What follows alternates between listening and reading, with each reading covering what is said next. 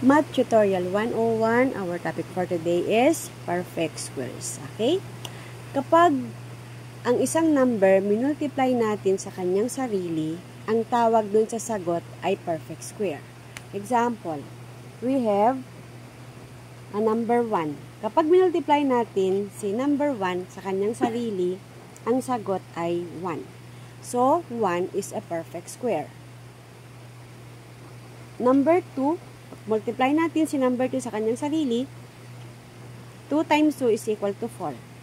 4 is a perfect square. 3 multiplied by 3 is equal to 9. 9 is a perfect square. 4 times 4 is equal to 16. 16 is a perfect square. 5 times 5 is equal to 25. 25 is a perfect square.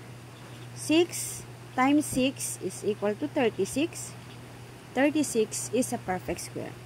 7 times 7 is equal to 49. 49 is a perfect square. 8 times 8 is equal to 64. 64 is a perfect square. So, kapag ang isang number minultiply natin sa kanyang sarili, ang tawag doon sa product nila ay perfect squares. Okay?